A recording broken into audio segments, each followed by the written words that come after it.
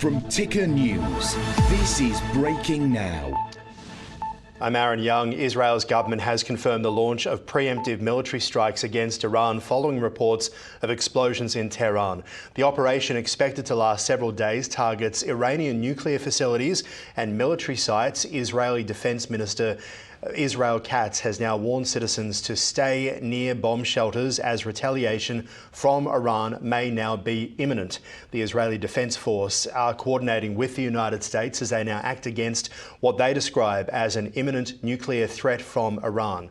So let's bring in Professor Tim Harcourt from UTS, the host of the Airport Economist channel. This is something you and I have been talking about for quite some time. Now Israel has attacked Tehran. Yeah, IDF has called this the strength of the line attack, a preemptive strike on nuclear or potentially nuclear facilities in Iran and the senior Iranian personnel and nuclear scientists. And they say it's in response basically to the Iron Swords War that Iran has waged against Israel, either directly or via its proxies on October the 7th through Hamas, through Houthis and through Hezbollah. This is an extraordinary situation. We know that through the proxies it has been happening for quite some time between Iran and Israel, but a direct confrontation we have seen a few months ago, a tit for tat, but now this seems to be a military precision strike to take out Iran's nuclear at a time where the US, of course, has been pulling back as well. Let's have a listen quickly to Israeli officials. For years, the Iranian regime has called for the destruction of the State of Israel, planning and advancing concrete military plans to do so. Over the past few months, intelligence has shown that Iran is closer than ever to obtaining a nuclear weapon. This morning, the IDF began preemptive and precise strikes targeting the Iranian nuclear program in order to prevent the Iranian regime's ability to build a nuclear bomb in the immediate time frame. We have no choice. We are operating against an imminent and existential threat. We cannot allow the Iranian regime to obtain a nuclear weapon that would be a danger to Israel and the entire world. This operation is for our right to exist here, for our future and for our children's future. The State of Israel has the right and the obligation to operate in order to protect its people and will continue to do so. The IDF conducted significant preparations for this operation. We are well prepared both in defense and offense to defend ourselves. The IDF will continue to defend the State of Israel. All right, there we have it. So we're hearing a bit more about this as well, Tim. We've heard from the Israeli Prime Minister Benjamin Netanyahu, but Israeli media reporting that a security source believes the Iranian military chief of staff has now been eliminated. What do you believe Israel is trying to achieve here? Well, there was a plan, obviously, by Iran to eliminate Israel. It was partly in terms of nuclear strikes and also a ground invasion from Iran where they would destabilise Egypt and Syria on the way to destroy Israel pretty much. And I've heard reports that they've eliminated some military commanders in some residential buildings in Tehran where the military commanders live, also some of the chiefs of staff, and also some of the senior people in the nuclear program.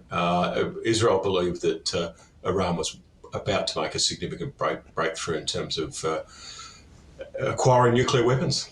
And that has been the warning that if they ever got too close, then it wouldn't be the United States dealing with them, it would be Israel, and they have done exactly what the expectation has been. Let's hear from what President Trump had to say over the past 24 hours when he was asked about American military personnel who are being withdrawn from the Middle East. Could you provide an update on Iran? We're hearing reports that U.S. personnel are being moved out of the region within striking distance. Well, they are being moved out because it could be a dangerous place, and we'll see what happens. But they are being, we've given notice to move out, and we'll see what happens. Is there anything that could be done to dial the temperature down in the region? They can't have a nuclear weapon, very simply. They can't have a nuclear weapon. We're not going to allow that. Now, talk to us about Trump's policies when it comes to the Iranian nuclear program. He's copped a lot of criticism for what he did in his first term. Many in the Biden administration blamed him for where we are now. What are your views? Yeah, well, I think the issue was that his view was that Obama was weak with Iran and let them off the hook. There is a view too in Australia that Julie Bishop, as foreign minister, let Iran off the hook and did face some criticism from several quarters that allowing Iran to get nuclear capability would be not just disastrous for Israel, but also disastrous for the moderate Arab regimes in the Middle East and also the rest of the world. So there is a view that Obama and Julie Bishop in government were soft in Iran, and that's why they've been able to make progress whilst Trump's got the same view as Israel, is that you don't let them get the nuclear strike capability, and that is a good way to use offence to defend yourself. Can you give us a bit of an understanding for those who may not be familiar with some of the history here about Iran's nuclear program? Because we've been watching it. They have said that it's all about enriching uranium for power sources. No one has been buying that, of course. The American administration has been watching them closely. Then it became a tit for tat about whether or not there was money involved to try and prevent them from being able to get closer to a nuclear weapon. I'm guessing that Israel has decided to strike because they believe that Iran is getting too close, and this comes at a time where the UN agency that watches for nuclear proliferation warned that for the first time in almost 20 years, Iran has stopped, taking part in the negotiations and also what the UN has to do to monitor them. Yeah, well, they say they're enriching, using nuclear power for peaceful purposes, but at the same time, they've said they want to eliminate Israel, and guess how they're going to do that.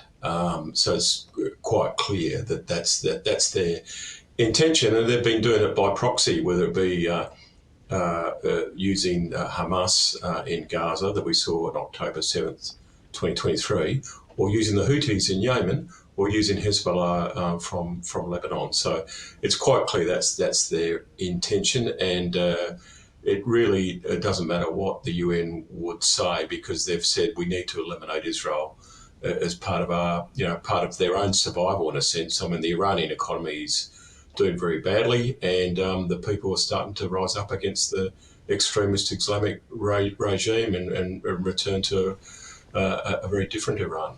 We heard the Israeli Defence Minister a little earlier with that warning, Tim, that people need to be getting themselves to nuclear shelters right across Israel, that concern that there may be a retaliation. If Iran is capable of striking Israel with a nuclear weapon, is that a sign that perhaps these strikes have come too late, too many years of allowing Iran to pass beyond that red line? Yeah, well, I hope that's not the case, and there'd be a lot of blame on President Obama and Julie Bishop and other people for letting Iran progress so much. Hopefully, what the Israeli security intelligence was saying was that they're close, but they're not there. But as a precaution, they really have to tell their citizens on the home front to go to the shelters and prepare for the worst. They've closed Ben Gurion Airport, and we know because Iran has tried to strike Israel several times since October the 7th, as well as using its proxies. And the Iron Dome will be the only thing that protects Israel, in the immediate days, while we find how this will carry out. Yeah, I mean, this is a major escalation, right? And it comes just months after President Trump came to power saying he would end the war in Ukraine and end the war in the Middle East. We have seen Israel continue to push into Gaza, and we have now seen Israel striking Tehran. How do you think President Trump will be feeling about this major escalation? Because it was essentially a huge part of his election campaign last year. Well, I think he's obviously, with Russia, Ukraine, he's frustrated by President Putin. But with the Middle East, I mean, he knows what Iran is like. He's been pretty consistent on that. And I suspect that... Yes. Yeah, I suspect that Israel and American security forces will be working together. Yeah, it is an interesting time, of course, for both sides, and it is going to be interesting to see how the Americans deal with this. What do you think about the significance of US personnel being pulled out of the Middle East? Well, that's the usual precaution if there's going to be an escalation, and that was the American ambassador to Israel, Mike Huckabee, warned of that pretty recently. So that was as expected. So where to from here? Is it just waiting for a retaliation from Iran? I mean, we have heard from Israel that we are expecting that they will continue over the weekend. Yeah, well, I expect, Iran did try and attack Israel a couple of times since October the 7th, and the sort of Iron Dome held Israel steadfast. So I expect retaliation, but we'll have to just see what the reports are of how much damage has been done to Tehran and who's been taken out. We know that Israel was very successful in taking out all the Hamas leaders pretty surgically. So if they can do the same with Iran, then hopefully this will be the end of the Iranian regime, but a long way to go. Is that, do you think, the end game here for Iran to end the Iranian regime?